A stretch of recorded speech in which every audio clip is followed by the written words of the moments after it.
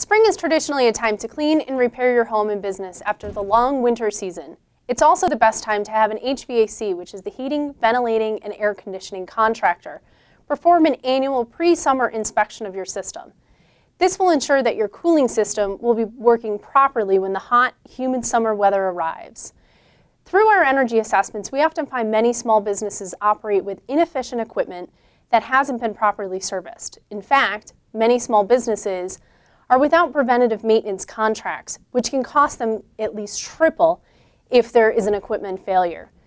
And according to the Energy Star, 30% of businesses' energy in buildings is used inefficiently or unnecessarily, thus wasting dollars. So Energy Star certified central air conditioners have higher seasonal energy efficiency ratio, the SEER ratings, and energy efficiency ratio ratings as well, and they use 8% less energy than conventional new models. I'm joined today here with Paul Wadsworth, president of P.K Wadsworth. Paul is going to share with us some tips to prep your HVAC for the summer and what's going on in the industry in general. So thanks, Paul, for joining us today. Glad to be here. So first, tell us a little bit about P.K Wadsworth. Okay, P.K Wadsworth is a family-owned heating and air conditioning contracting business.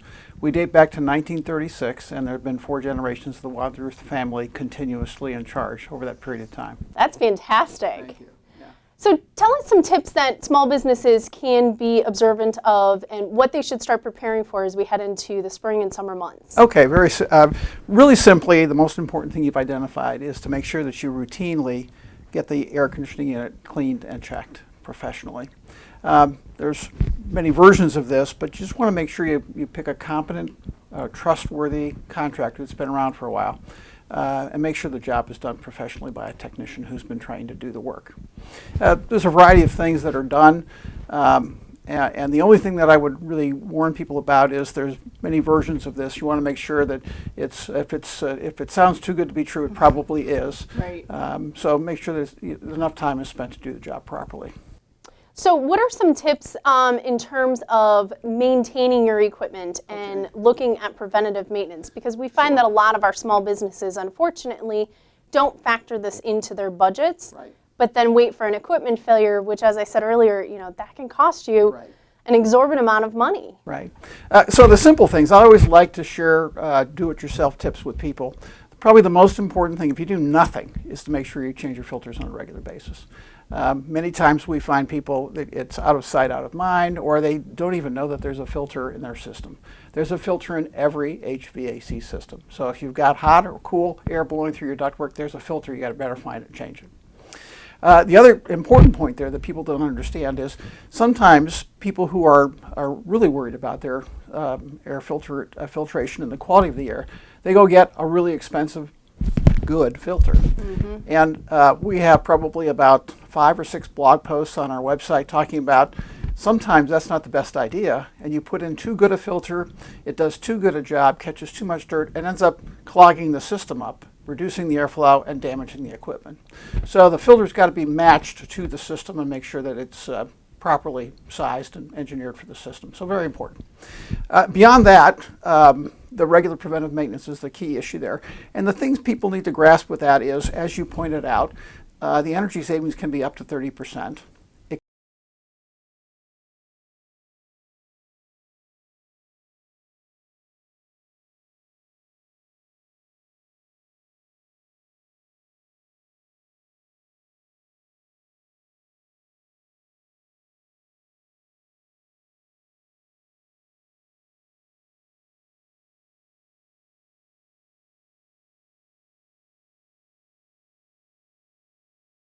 Should be talking to your HVAC professional about is, how old is my equipment? People don't generally know that.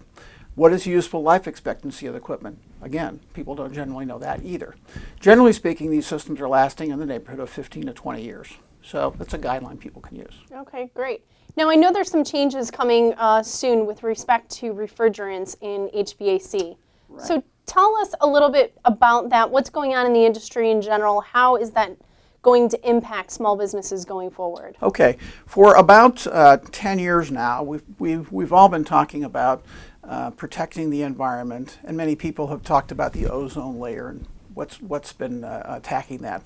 So one of the items that the EPA has found is the refrigerants can cause some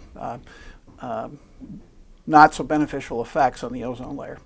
So they've agreed that they're going to eliminate some of the refrigerants that we've been using for 40 years. One of them is refrigerant 22. And so this is a unit where there's probably millions of R22 units left. And about 10 years ago, they decided to start to slowly phase out R22. And this is the first year where there's going to be a significant cut in the production of refrigerant 22. And the projections are, we're not really quite sure, but the projections are that demand will exceed supply by a factor of 2. So that means for every 10 pounds of refrigerant needed, there's going to be 5 produced. And we all know what happens when you have a supply-demand curve like that.